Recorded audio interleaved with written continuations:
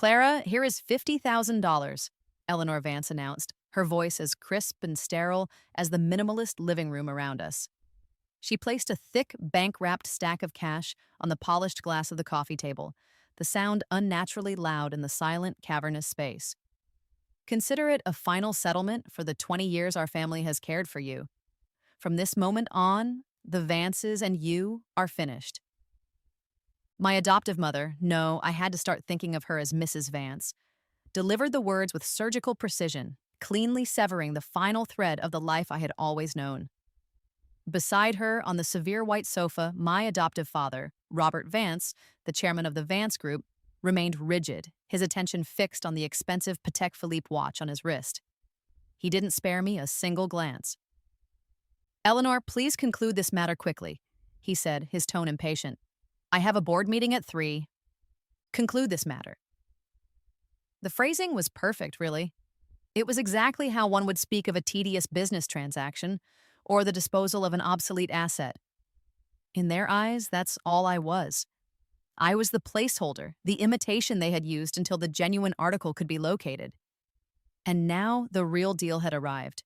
The Vance's true heir, their biological daughter Sophia, was curled up against Eleanor's side. Her eyes were puffy and red, made to look like she'd been crying for days. But the gaze she directed at me was sharp with the unmistakable poison of triumph. "Sister, oh, I'm sorry, I mean Clara," she said, covering her mouth in a performance of a startled gasp. "I didn't mean to upset you. It's all so terribly unfair. You had 20 years of my life. You lived in my room. You used my parents' money. You wore all the beautiful dresses that should have been mine. Now it's only right that you give it all back." Her voice broke into a dramatic sob, casting herself as the ultimate victim in a play of her own making. I stood in the middle of the living room, the cold marble floor seeping through the thin soles of my shoes. I was still wearing the simple school uniform I'd come home in the day before. Near the front door, my life had been packed into a single worn suitcase, unceremoniously dumped there by the butler as if it were trash for collection. Watching this manufactured scene of a heartfelt family reunion, I felt a laugh bubble up inside me, a bitter, hysterical thing I had to swallow down. Steal her life? The naivety was almost charming. She genuinely believed she was returning to some idyllic paradise, a warm haven built on unconditional parental love. She envisioned a future where she would be a cherished princess, her every whim catered to. She had absolutely no concept of the people Robert and Eleanor Vance truly were. For that pair, the word family was a foreign concept, a term without a corresponding value in their emotional vocabulary. Their hearts weren't organs of flesh and blood. They were cold, hard abacuses, with every click and slide representing a careful calculation of profit and loss. Their decision to adopt me wasn't an act of charity. It was a business move, prompted by a fortune teller who had told them they were fated to have a daughter who would bring them immense prosperity. And so, they went to an orphanage and picked me out like one would select a promising piece of livestock. Over the subsequent 2 decades, the Vance Group had indeed experienced a period of incredible growth, transforming from a modest local enterprise into a publicly traded corporation worth billions. They attributed this success entirely to my presence, my supposed good luck. As a result, they provided me with the finest education, enrolled me in lessons for piano, finance, and equestrianism, and meticulously molded me into a perfect mascot for the family. I was a social tool, an asset to be deployed to bring them even greater returns. As for love, the idea was laughable. I could count on one hand the number of meaningful conversations I'd had with Robert in an entire year.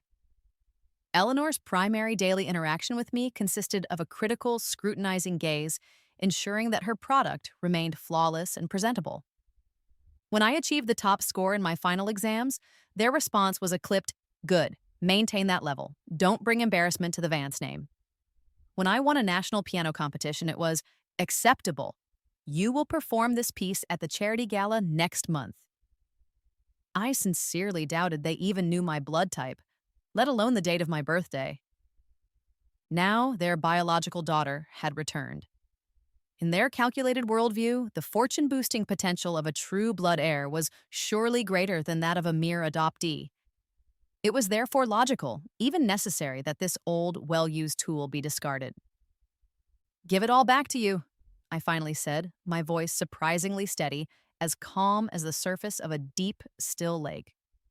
All right. I walked to the coffee table and picked up the stack of $50,000.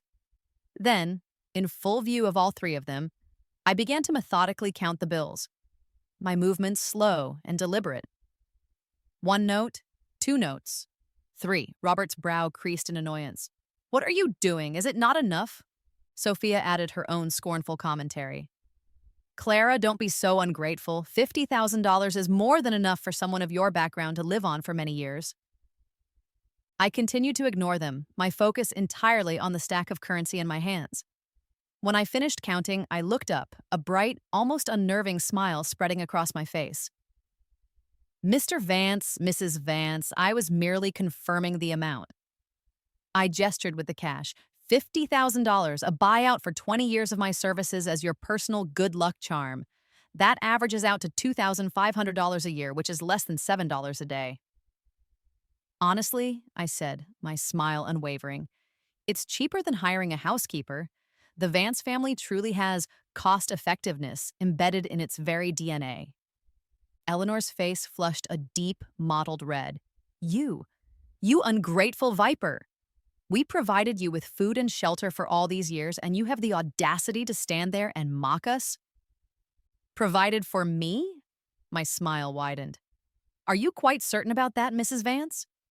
When I was 13, I was the one who helped you decipher those overseas fund reports you couldn't make sense of.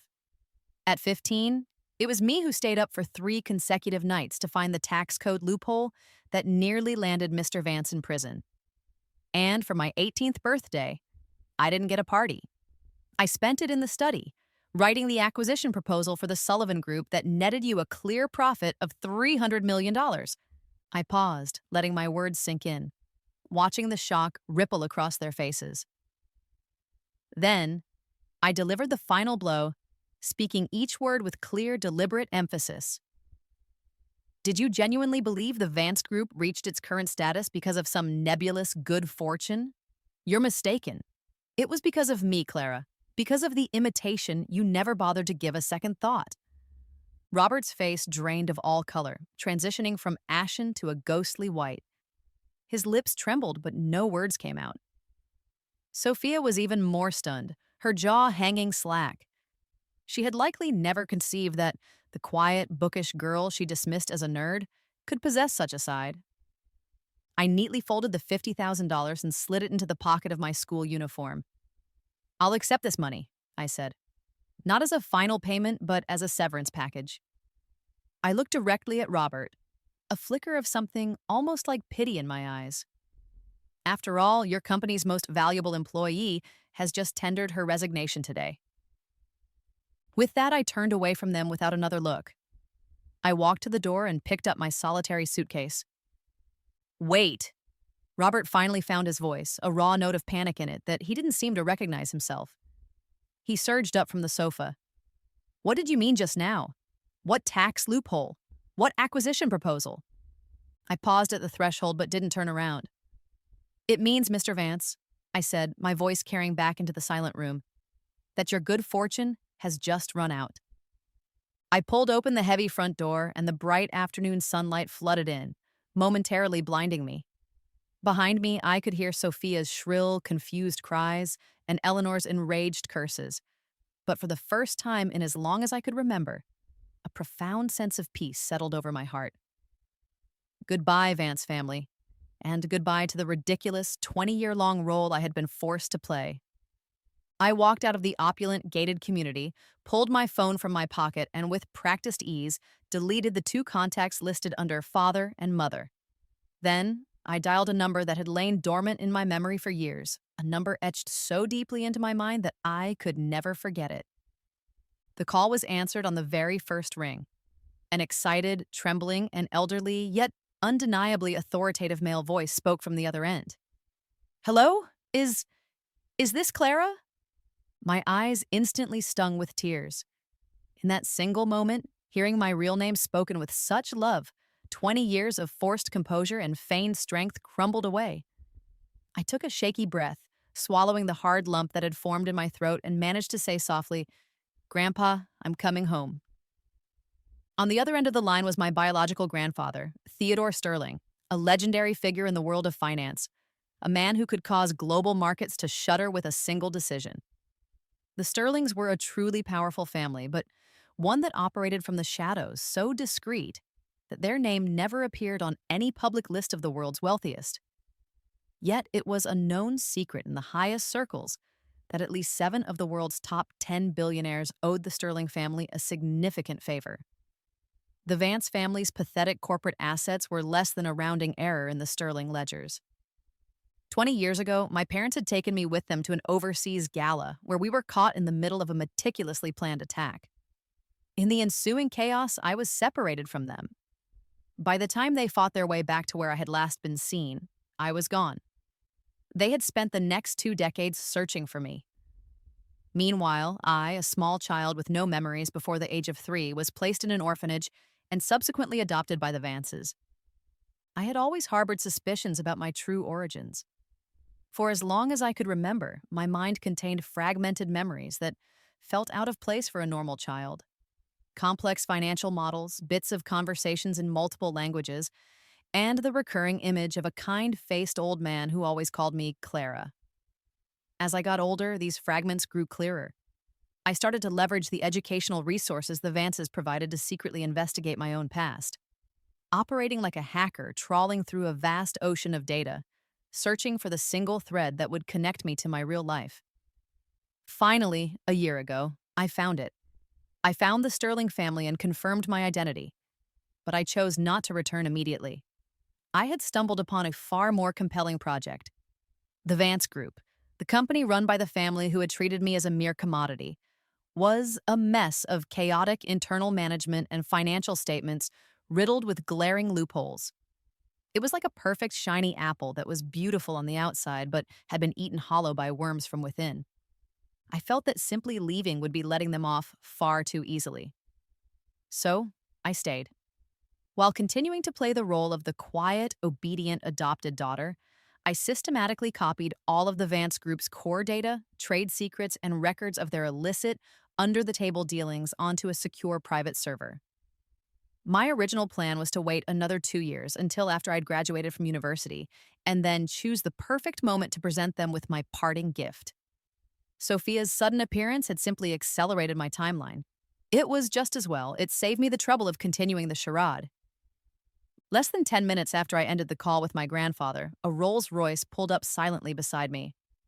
It was a model that was deliberately inconspicuous in its design, but to a discerning eye, it was instantly recognizable as a top-of-the-line, custom-built armored vehicle. The door opened, and an elderly butler, his hair white but his posture impeccable in a perfectly tailored suit, hurried out. "Miss Clara," he said, and the moment he saw me, his eyes reddened and his voice grew thick with emotion. "Giles is finally seeing you again." Giles. The name clicked into place, another fragment of memory slotting home. The old butler from my childhood visions, the one who was always sneaking me sweets. I smiled at him. "Giles, it's good to see you too." Once inside the car, I was enveloped by a climate-controlled comfort and the subtle, pleasant scent of sandalwood. Giles sat in the front passenger seat, his gaze constantly returning to me in the rearview mirror. "Miss, these past 20 years, you must have suffered a great deal," he murmured. I shook my head. "It wasn't suffering, Giles. Let's just call it an extended anthropological study of rural life." Giles paused, then a wry smile touched his lips. He knew my personality. I had always been mischievous. "The old master and your father and mother are all waiting for you at the estate," he said. They have been nearly mad with worry." The car drove smoothly toward the city's outskirts, passing through a dense primeval forest that I knew was part of the family estate and worth a fortune in itself. It finally came to a stop before a classic, elegant manor built in a traditional style. The large vermilion gates slowly swung open, revealing 3 figures standing at the entrance. In the lead was my grandfather, Theodore Sterling, standing tall and straight, leaning on a dragon-headed cane. Behind him stood a middle-aged couple. The man was handsome and refined, the woman gentle and beautiful. Time had been exceptionally kind to them, leaving few traces on their faces. They were my biological parents, Edward and Isabella Sterling. The moment I stepped out of the car, my mother, Isabella, could no longer contain herself. She covered her mouth with her hand as tears streamed down her face like pearls from a broken string. My father, Edward, supported her, his own eyes red, his expression a mixture of ecstatic joy at my return and a profound, deep-seated guilt. My grandfather walked forward, his old, trembling hand reaching out to touch my cheek. "You're back," he whispered. "It's good that you're back."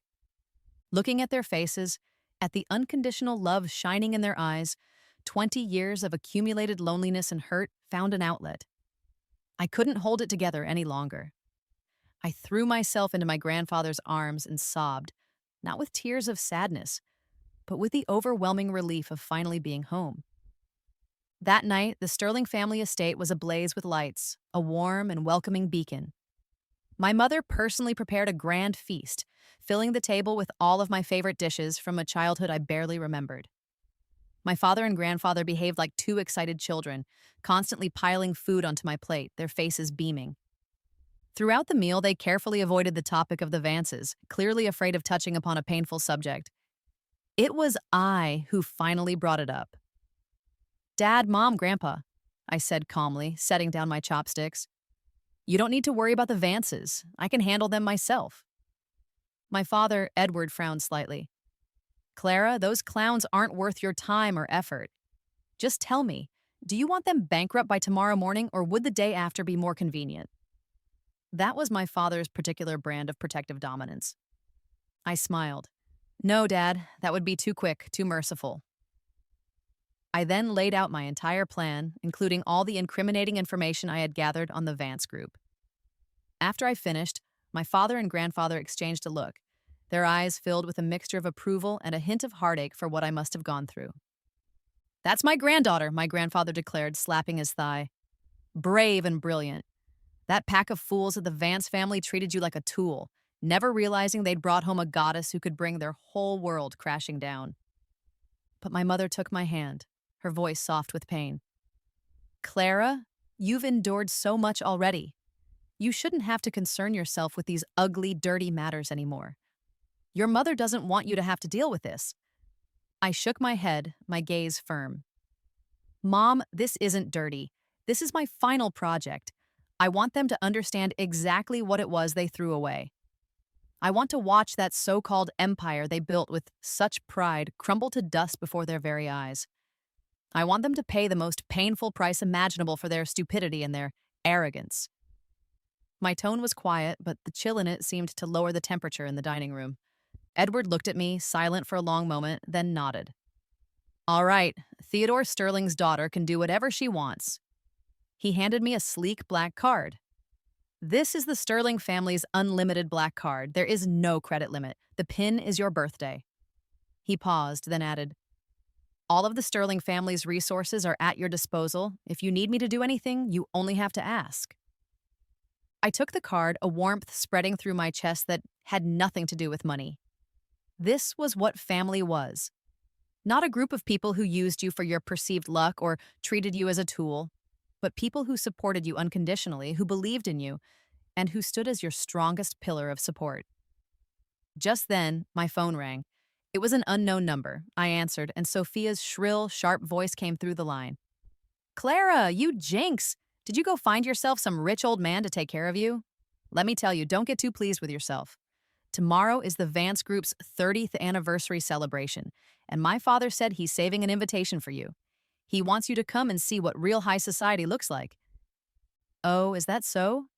A cold smile touched my lips. An anniversary celebration. It was perfect. My final project exhibition was in need of a grand opening ceremony. "Tell Mr. Vance I'll be there on time." After hanging up, I looked at my parents and grandfather. "Dad, Mom, for tomorrow, could I borrow your style team?" My mother's face lit up instantly. "Of course! I'll have the global chief designers from Dior and Chanel fly over immediately. My daughter must be the most dazzling princess at that party." I smiled. "No, I'm not going to be a princess. I'm going to be the one who crashes the party. The Vance Group's 30th anniversary celebration was held at the city's most luxurious seven-star hotel. The grand ballroom was a glittering spectacle filled with socialites and business elites, a sea of expensive clothing, and the constant clinking of champagne glasses. Robert and Eleanor Vance moved through the crowd, their faces radiating success. Sophia, dressed in a haute couture gown that made her look like a fairy tale princess, was basking in the praise and envious glances of the guests. Sophia is getting more beautiful every day. As expected of Chairman Vance's real daughter, her presence is just different. Yes, indeed. I hear Sophia even studied at a top business school abroad. She's certain to take over her father's mantle in the future. Sophia listened to these compliments, her chin held even higher, her eyes scanning the room triumphantly, as if she were searching for something.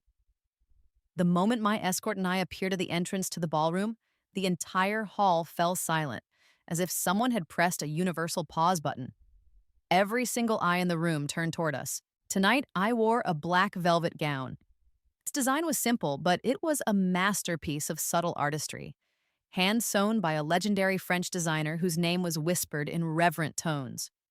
The cut perfectly outlined my figure, and the makeup, applied by my mother's personal artist, was exquisite and sharp, completely erasing any trace of the simple student I had once appeared to be.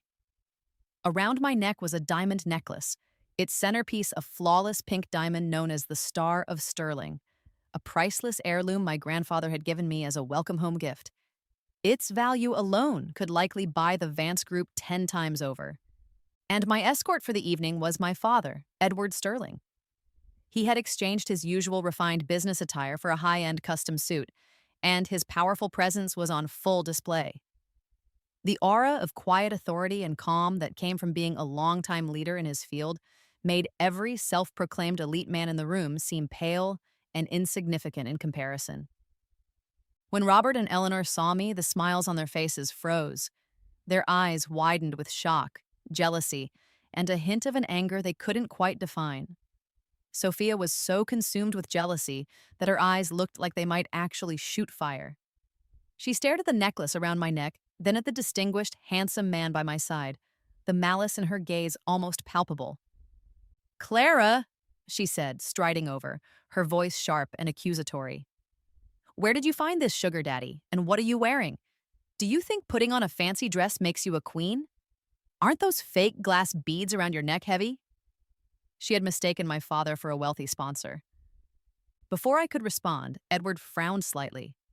He didn't even deign to look at Sophia, simply saying to me in a low, dismissive voice, "Clara, the air quality in here is not very good. There are too many flies."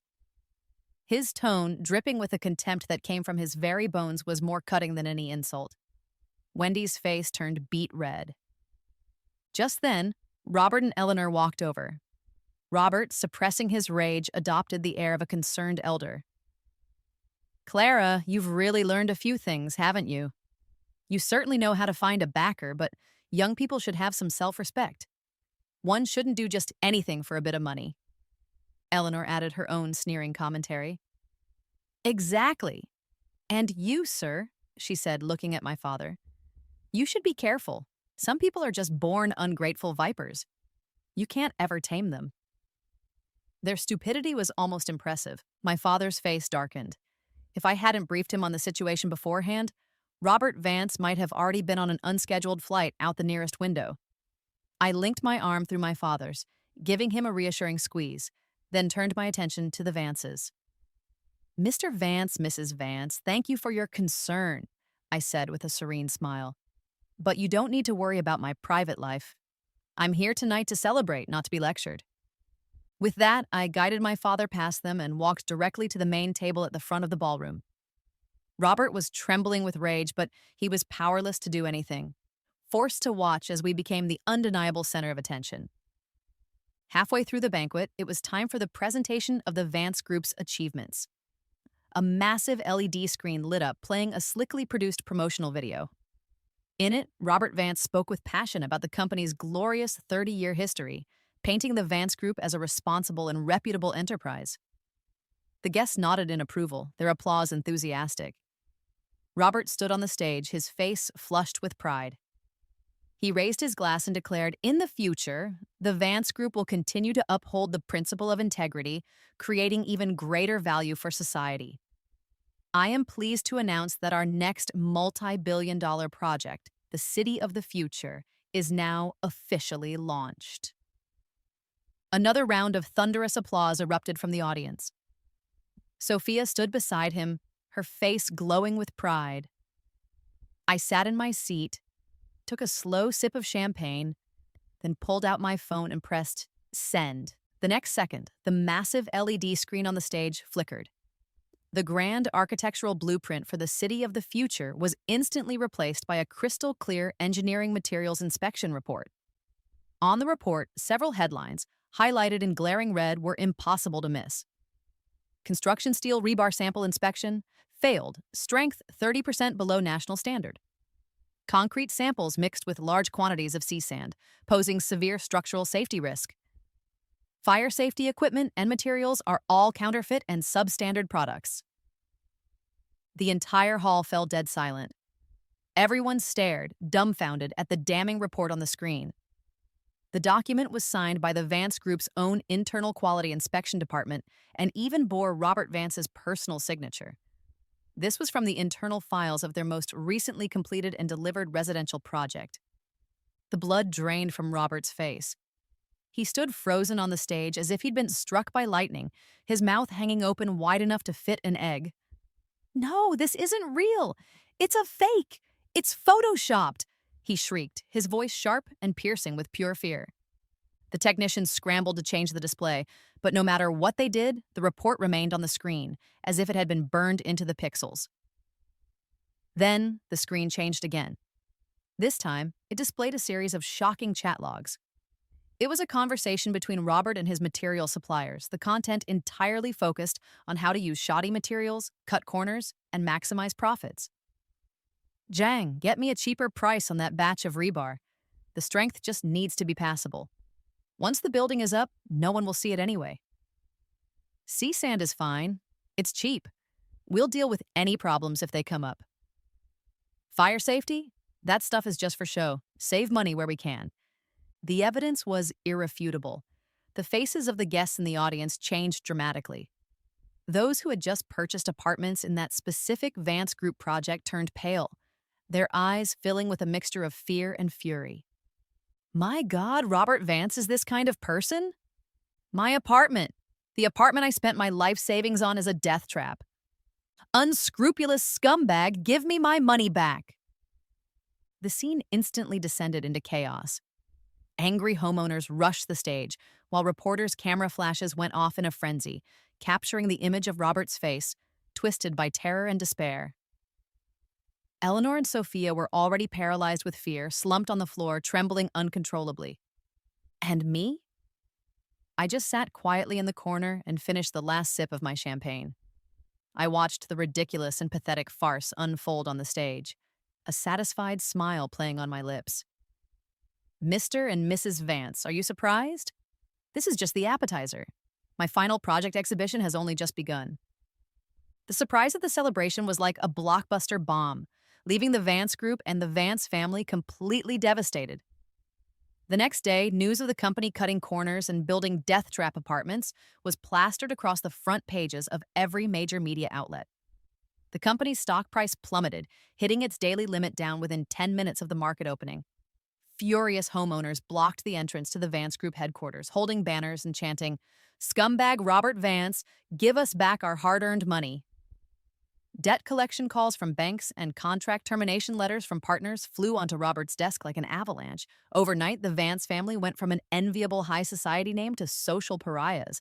I sat leisurely in the courtyard of the Sterling estate, sipping on a premium oolong tea that Giles had brewed, scrolling through the news on my phone and feeling a deep sense of satisfaction. My dad, Edward, walked over and handed me a brand new laptop. "Clara, I had the tech department custom build this for you. It has the top specs in the world. Its processing speed is faster than most supercomputers. This should be easier for you to work with." My eyes lit up. "Thanks, Dad." I opened the laptop, my fingers flying across the keyboard as lines of code streamed across the screen. Edward watched me, his eyes filled with both admiration and a touch of curiosity. Clara, I've always wondered, where did you learn all these advanced computer skills? Without looking up from the screen, I answered casually, Oh, I'm self taught. I was bored being locked up in my room all those years at the Vances, so I just read some books and wrote some code. Robert's company firewall was terrible, so I helped him strengthen it a bit. In the process, I accidentally got administrator privileges. Edward was speechless for a moment. He was probably wondering what good karma Robert Vance had accumulated in a past life to have a powerhouse like me come to experience life at his house. How are things on the Vance side now? Edward smiled, a hint of almost imperceptible contempt in his expression. What else? They're drowning and they're trying to drag each other under. Just as my dad said, the Vance household was in total chaos. Robert was taking out all his anger on Eleanor and Sophia. This is all your fault. If you hadn't kicked that jinx Clara out, would any of this have happened? He raged, smashing a set of antique vases that Eleanor cherished. Eleanor, never one to back down, screamed back at him.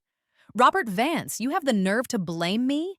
If you hadn't been cutting corners and engaging in shady business deals, would Clara have had anything on you? Now that things have gone south, you're pushing all the blame onto your wife and daughter. Are you even a man? Sophia just sobbed in the corner. Dad, Mom, please stop fighting. It's all my fault. It's all my fault. The more she cried, the more irritated Robert became. Cry, cry, cry. That's all you know how to do. What else are you good for? I spent all that money sending you to study abroad, and what did you learn? The company is in a massive crisis, and you can't even come up with a single useful idea.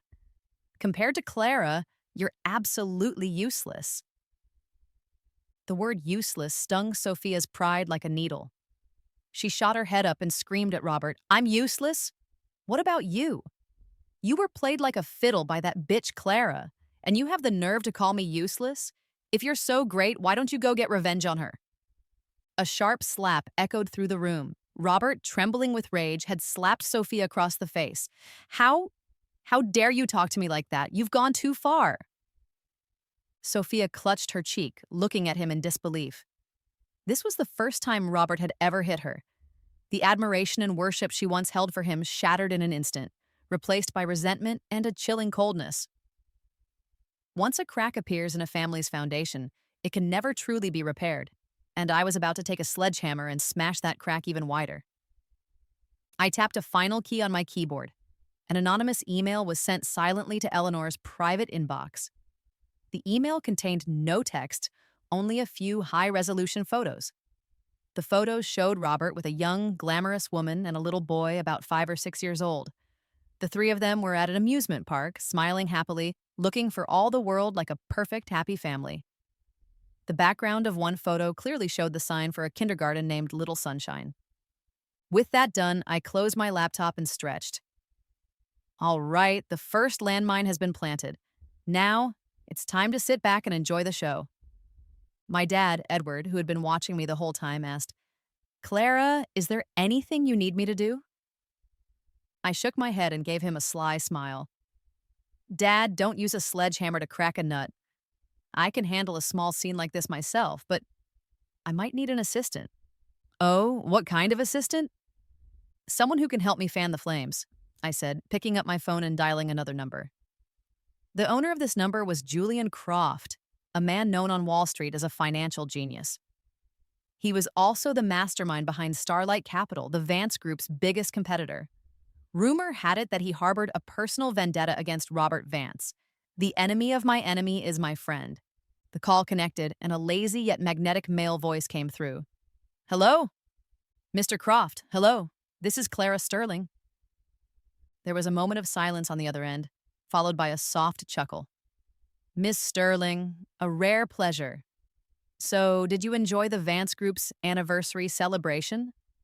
It seemed he was already aware of my little masterpiece.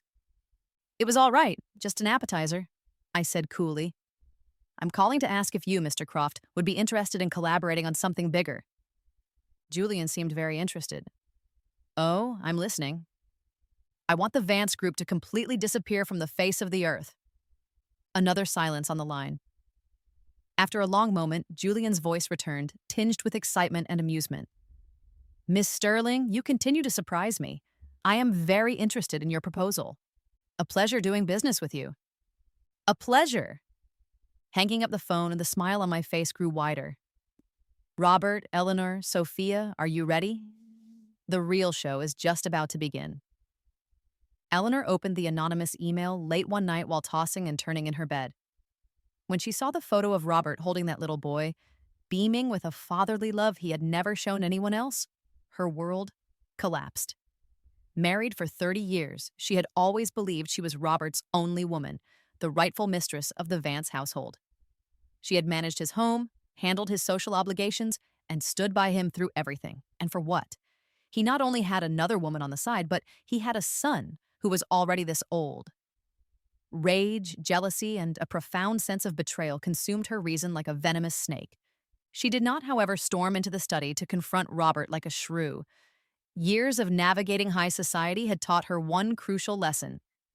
Impulsiveness is the devil, and confrontations without irrefutable proof would only put her at a disadvantage. She forced herself to calm down.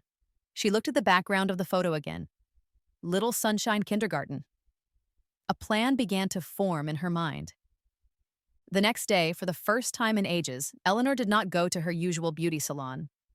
Instead, she changed into inconspicuous clothes, put on sunglasses and a mask, and drove a plain family car to the kindergarten. She waited in the car for the entire afternoon. Finally, when school let out, she saw her. She saw the woman from the photo driving a red Porsche, picking up the little boy. Eleanor's eyes instantly turned bloodshot. That Porsche was a limited edition. Robert had mentioned it to her recently, saying a friend wanted to buy it, but he couldn't part with it. So he wasn't reluctant to sell it. He had bought it for this mistress. Eleanor slammed on the gas and followed them. She tailed the red Porsche all the way to a high-end villa complex, a place she was very familiar with. It was another one of the Vance Group's developments, known for its privacy. Watching the woman and child walk into one of the villas, Eleanor's heart sank to the bottom of a pit. Keeping a mistress in a love nest built by his own company. Well played, Robert. Well played. She didn't rush in. Instead, she took out her phone and frantically took pictures of the villa's entrance. Then she made a call. Hello, is this Mr. Davis? This is Eleanor Vance. I want a divorce. I want to divorce that bastard Robert Vance. And I want him to leave with nothing. Meanwhile, Robert was completely oblivious. He was still at the office, drowning in the death trap apartment crisis. He had no idea that a fire he couldn't possibly extinguish was already raging in his own backyard. And I, the one who had lit the match, was sitting in a stylish private club with my new ally, Julian Croft. Julian Croft. True to his reputation, he was devastatingly handsome, with an impeccably sharp face and deep-set, captivating eyes behind gold-rimmed glasses that always seemed to hold a hint of a smile and a great deal of calculation. He swirled the red wine in his glass, watching me with keen interest. Miss Sterling, I never took you for a master of palace intrigue. That was a beautifully played move, killing with a borrowed knife. He was clearly aware of Eleanor's actions. I shrugged. You're too kind. You have to use the right methods for the right people. So what's your next move? He asked. Pull the rug out from under them, I said succinctly. The Vance Group's biggest problem right now is a broken capital chain. As long as we can cut off all his financing channels and torpedo that so-called City of the Future project, he's finished. Julian nodded in agreement. The financing is easy, he said. I've already had a word with the major banks. It would be easier for Robert Vance to climb to the moon than to borrow a single penny from them now. As for the City of the Future, he smiled. I heard that the core technology for that project is held by a German company. And that company, if I'm not mistaken, is a subsidiary controlled by the Sterling Group. I raised an eyebrow. Mr. Croft, your information is impressively up to date. Likewise, Julian said, raising his glass, to our successful partnership. I clinked my glass against his. To our partnership. The next day, Robert Vance received two devastating pieces of news. First, his applications for emergency loans from all major banks were rejected. The reason given was that the Vance Group's reputation was bankrupt and the risk was too high. Second, the German technology company unilaterally announced the termination of all cooperation with the Vance Group. And due to the Vance Group's credibility issues, they were demanding a colossal 10-figure penalty for breach of contract. The City of the Future project was dead in the water before it even began.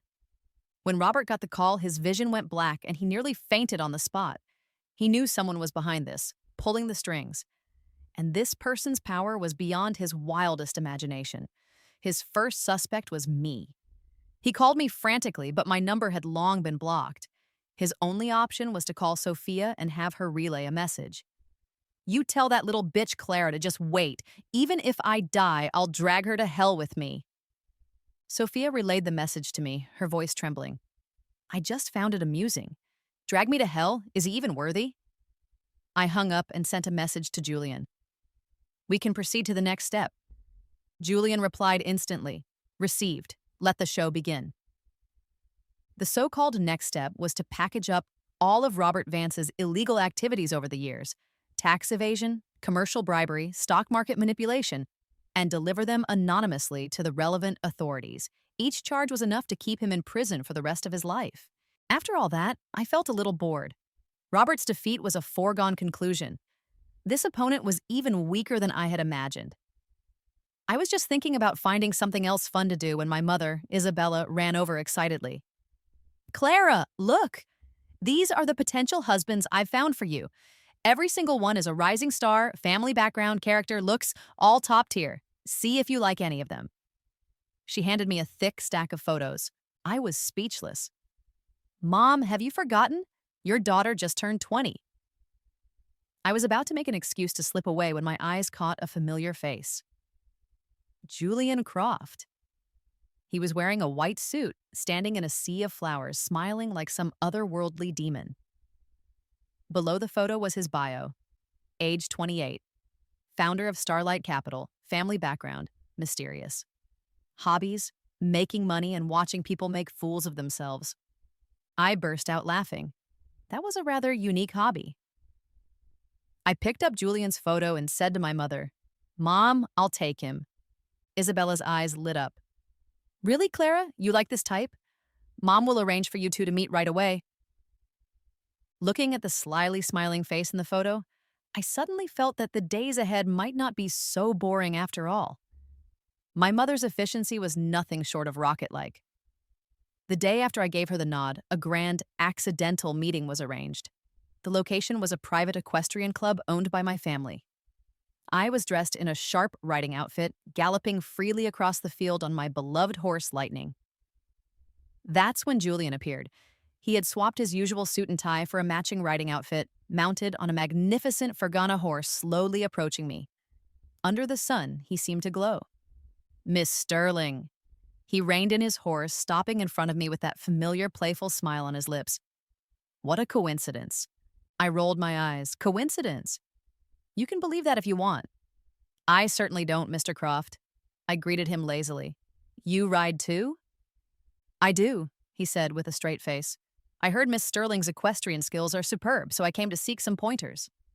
Looking at his pretentious act, I suddenly felt the urge to tease him.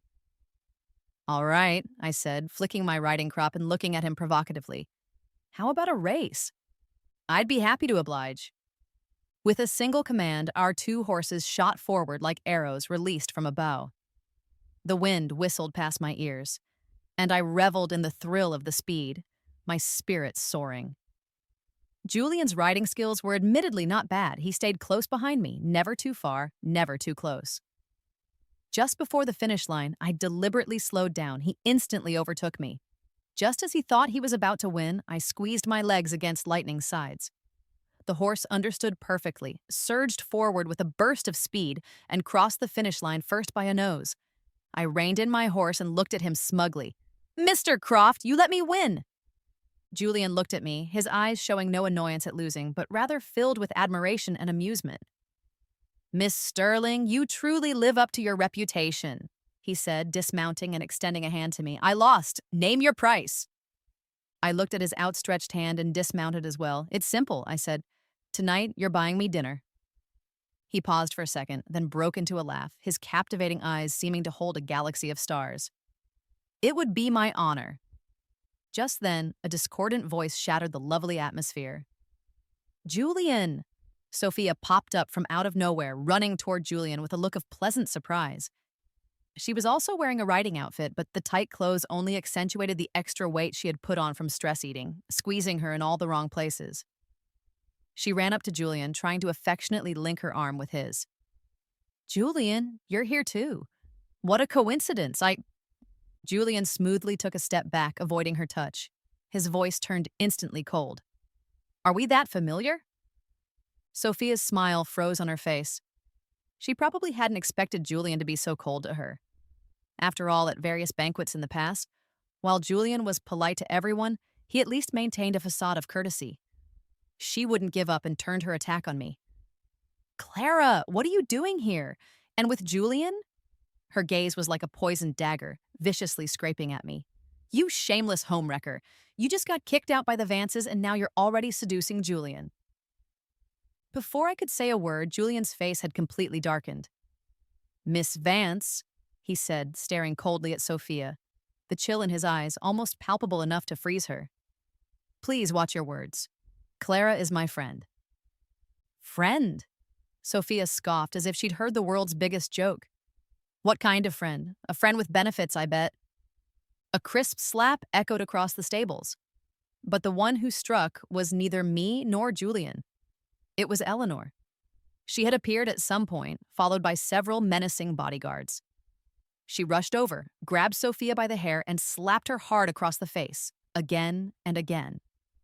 I'll teach you to run your mouth. I'll teach you to spout nonsense. You little bitch. You're just like your father, not a single good bone in your body. She screamed, hitting like a woman possessed. Sophia was stunned by the blows, clutching her face and crying hysterically. Mom, are you crazy? Why are you hitting me? Hitting you? I ought to kill you.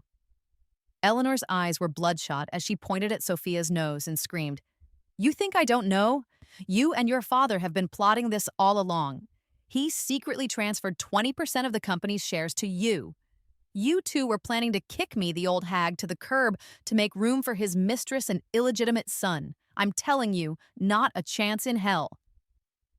It turned out that while preparing for the divorce with her lawyer, Eleanor had discovered that Robert, without her knowledge, had gifted his largest asset, a 20% stake in the Vance Group, to Sophia. That stake was their joint marital property. Robert's action was a blatant transfer of assets. Eleanor was completely enraged. She was convinced that Sophia and Robert were in it together, that this father-daughter duo had been planning to dump her for a long time. Sophia was completely dumbfounded. I don't know. I really don't know anything about any shares, she cried, trying to explain. But Eleanor was no longer listening. She attacked Sophia like a madwoman, hitting and cursing. And then, somehow, Robert arrived on the scene as well. When he saw the chaotic scene, he almost had a stroke from the anger. Eleanor, you crazy woman, stop it! He yelled, rushing forward to pull Eleanor away. Seeing him only added fuel to the fire. She let go of Sophia and lunged at Robert, scratching deep, bloody marks on his face with her nails. Robert Vance, you bastard! You dare to keep a mistress. You dare to transfer our assets. I'll kill you! In an instant, the stables turned into the scene of a full-blown knockdown, drag-out melodrama. Robert, Eleanor, and Sophia, the three of them scuffling, cursing each other, a complete and utter disgrace. The stable staff stood around stunned by the spectacle, and I stood with Julian, like two spectators at a play, thoroughly enjoying the farce. Julian handed me a bottle of water and whispered in my ear, Miss Sterling, with your directing skills, it's a crime you haven't won an Oscar. I took a sip of water and shrugged. What can I say? The actors are just too committed to their roles. Looking at that family's ugly faces, I felt not a shred of pity. All I felt was an immense sense of satisfaction. The Vance family, the place that had once treated me as a tool and trampled my dignity at will, was now self-destructing in the most comical and pathetic way possible. And I was the one who had personally pushed the button. The infighting at the Vance house was even more intense than I had imagined. Eleanor filed a lawsuit against Robert, demanding a divorce and a full division of their assets. She also leaked all the evidence of his extramarital affair and illegitimate son to the media. In an instant, Robert's carefully crafted image as a good husband and father was shattered beyond repair. As for Sophia, after witnessing her parents' vicious falling out and enduring the beating, her personality underwent a drastic change. She was no longer the delicate little princess, but became gloomy and radical. She hated Robert, she hated Eleanor even more, and she hated me. She felt like the whole world had wronged her. The Vance Group, under this series of blows, was already teetering on the brink of bankruptcy. To save his company, Robert decided to take a desperate gamble. He announced that he would host a charity auction gala. Ostensibly, it was to raise funds for children in impoverished mountain regions. In reality, he wanted to use the opportunity to show the world that the Vance Group hadn't collapsed yet and to try to attract new investors for one last fight. He even sent a special invitation to me and to the Sterling Group that stood behind me. His intention couldn't be clearer. He wanted to make peace. Or rather, he wanted to use moral blackmail to force me to save him. When Julian got his invitation, he laughed so hard he nearly fell over. Has Robert Vance run out of ideas? Does he think hosting a charity dinner will whitewash his reputation? I sneered. He's not trying to whitewash himself. He's trying to drag me down with him. If I don't go, he'll brand me as cold-hearted and merciless. If I do go and I bid on anything, he can announce to the world that the Sterling Group has invested in his company. He'll use that to stabilize his stock price and deceive new investors. Julian raised an eyebrow. So, are we going or not? We're going. Of course we're going, I said, a cruel smirk playing on my lips. How could we miss the final act of such a spectacular tragedy? Besides, I have a special gift to give him, one he'll never forget. The night of the auction gala, my father Richard, my mother Isabella, Julian, and I all attended together. Our family's appearance instantly became the focus of the entire event. The moment Robert saw us, he rushed over like a shark that had smelled blood, holding a wine glass.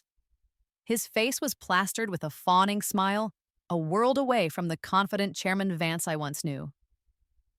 Chairman Sterling, Mrs. Sterling, Mr. Croft, and Clara. When he saw me, his expression was complicated, a mix of flattery, fear, and a poorly hidden trace of venom. Welcome, welcome. Your presence truly honors us.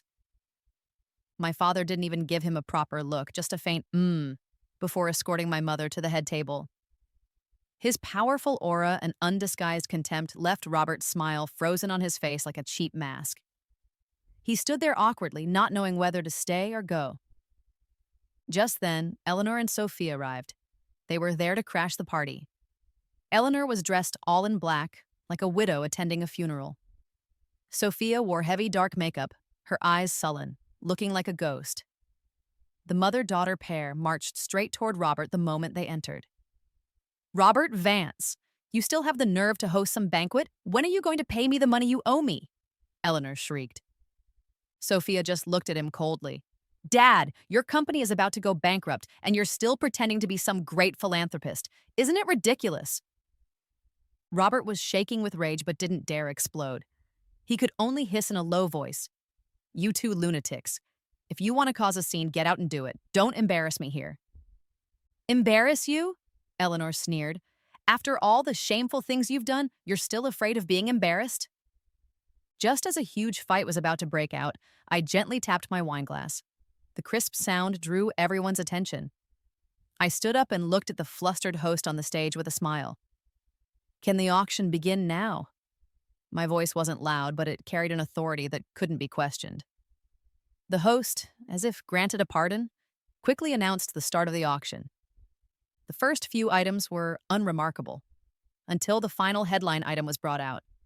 It was a piece of land, the very same plot of land for Robert's great hope, the City of the Future project. With the project stalled and his funds depleted, he was forced to auction off the land to solve his urgent financial crisis. The starting bid, $5 billion. The price shocked the entire room. No one dared to take on this mess. The situation became incredibly awkward. Robert stood by the stage, his palms sweating, his face pale. Just as he was about to lose all hope, I raised my paddle. $10 billion. The whole room was stunned. Everyone looked at me as if I were a fool. Robert was so moved he had tears in his eyes. He thought I had finally softened, that I was going to save him. He shot me a look of immense gratitude. I returned it with a brilliant smile. Then Julian also raised his paddle. 11 billion? I continued to bid. 15 billion. Julian, 16 billion. Julian and I, like two bickering children, crazily drove up the price. The price was soon pushed to an unbelievable height. 30 billion. When Julian called out that price, the entire audience was numb. Robert was so excited he was about to pass out. 30 billion. That money wouldn't just solve all his crises, it would let him make a huge profit. He felt like his life was about to make a spectacular comeback. I looked at his smug, triumphant face, smiled, and lowered my paddle. I fold. Bang! The auctioneer's gavel fell. Congratulations to Mr. Croft for winning the City of the Future plot for 30 billion. A sparse round of applause trickled through the hall. Robert rushed excitedly toward Julian, wanting to shake his hand. Mr. Croft, thank you so much. From now on, we'll be the best of partners. Julian looked at him like he was an idiot. He pushed up his gold-rimmed glasses and said slowly, Chairman Vance, you seem to have misunderstood something. I'm not the buyer. I'm the seller. The smile on Robert's face instantly froze. What do you mean? Julian smiled, a cruel and elegant expression. It means that this piece of land was acquired by a company under my control through debt settlement half a month ago. So, Chairman Vance, congratulations. You just spent 30 billion to buy back your own worthless piece of land from me. And by the way, you also helped me drive the price up to the ceiling. Boom! It was as if an atomic bomb had gone off in Robert Vance's brain, leaving it completely blank. He spent 30 billion to buy his own land. He'd been played. He'd been played by Clara and Julian working together. A mouthful of blood sprayed from his mouth. He pointed at us, his eyes bulging like bells, and then, stiff as a board, he fell backward. The hall erupted into chaos, and I just watched his falling figure, my face completely calm. It's not over yet, Robert. You haven't received my final gift yet. I took out my phone and pressed the last send button. The large screen in the banquet hall lit up again. This time, it wasn't displaying any trade secrets. It was a piece of old but high-definition restored security footage. The footage showed the Vance family's garage from 20 years ago. A young girl, only 7 or 8 years old, was furtively cutting the brake line of a car. And that girl was Sophia. That car was the one that Robert and Eleanor were about to drive. The one that crashed due to brake failure.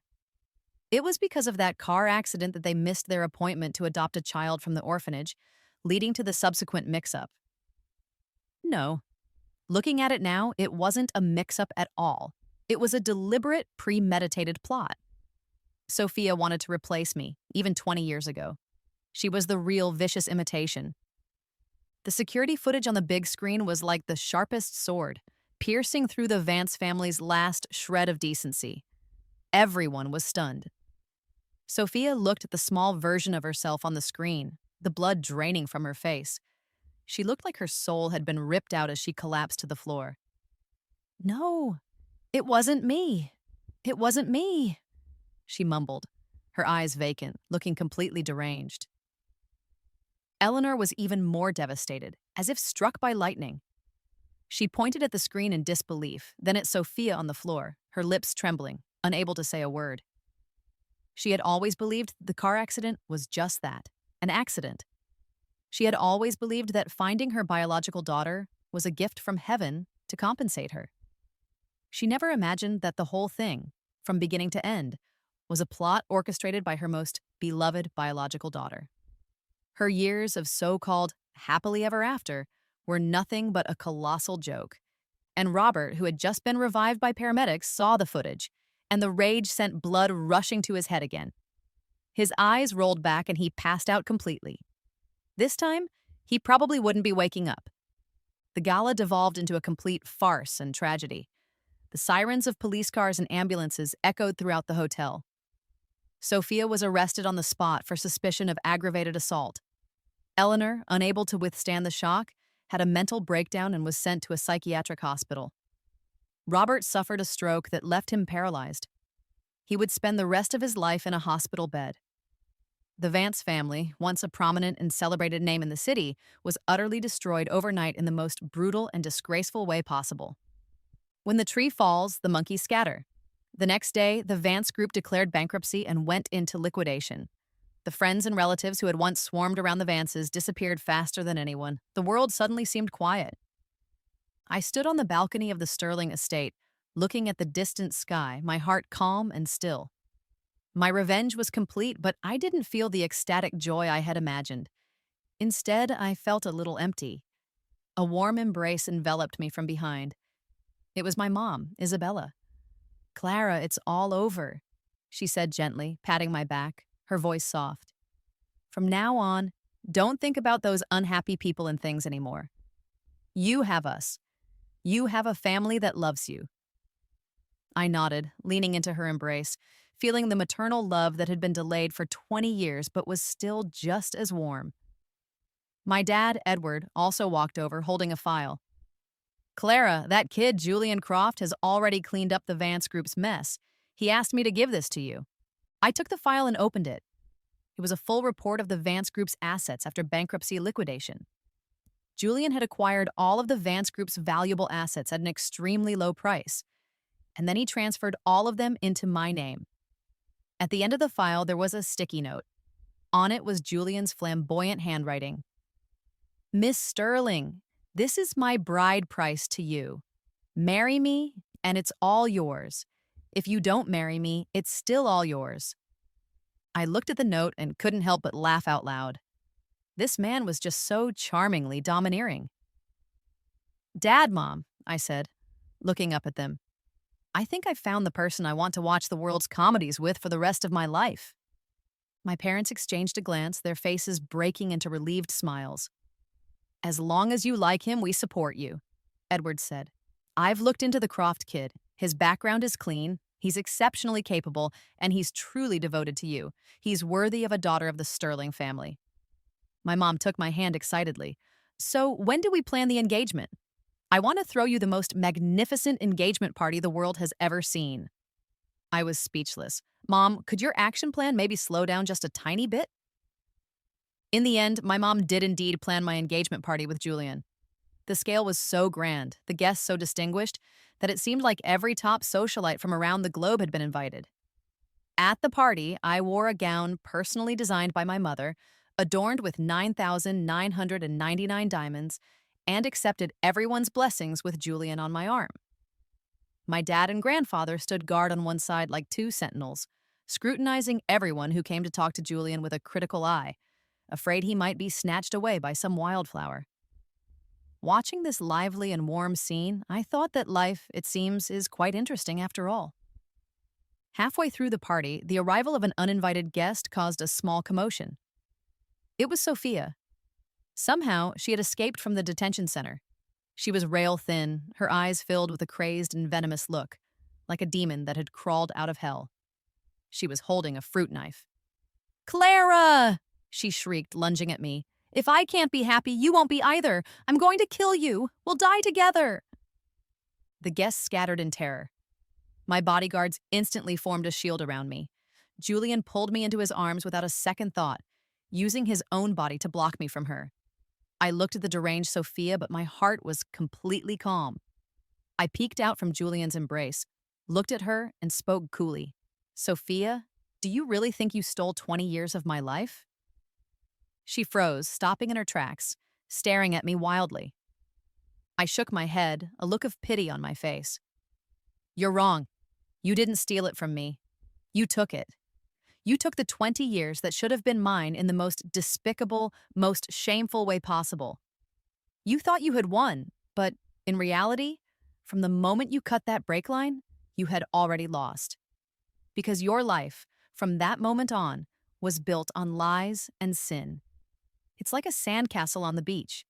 Beautiful to look at, but the moment a wave comes, it collapses instantly. And as for me," I paused, looking around at my family and my love, a genuine smile spreading across my face. All I lost was 20 years of time. But what I have is a family that will never betray me, a bright and honest future, and a clear conscience. Look at you now, abandoned by everyone, with nothing. Now look at me. Sophia, you tell me, who really stole whose life? My words were like sharp knives, stabbing deep into Sophia's heart. The madness on her face gradually faded, replaced by endless despair and emptiness. She looked at me, at Julian beside me, and at the family behind me who gazed at me with love and concern. She couldn't hold it together anymore. Wah! She cried, dropping the knife, squatting on the floor and sobbing uncontrollably. Her cries were shrill and desperate. Soon the police arrived and took her away. Awaiting her was the full punishment of the law and a long prison sentence. The farce had finally, completely ended. I watched her being led away, and there was no longer any hatred in my heart, only a profound sense of melancholy. Julian squeezed my hand and asked in a low voice, "Are you okay?" I shook my head and smiled at him. "I'm fine. I just feel a little bored." He raised an eyebrow. "Bored? Then shall we find something more interesting to do?" "Like what?" He leaned in close to my ear and said in a captivating voice, "Like, for example, researching how to use a quantum hedge fund to acquire a small African nation." My eyes lit up. That proposal sounded far more interesting than fighting with the Vances. "All right," I said, "but I have one condition." "Name it. I get to be queen." Julian paused for a moment, then burst out laughing. He pinched my nose affectionately. "Done, my queen." Many years later, I still sometimes think about the people from the Vance family. Robert lay in the hospital for 2 years before he finally passed away on a quiet morning, with no one by his side. Eleanor, in the psychiatric hospital, drifted between moments of clarity and confusion. When she was lucid, she would hug a pillow and call out my childhood name. Sophia was sentenced to 20 years for aggravated assault and her various prior offenses.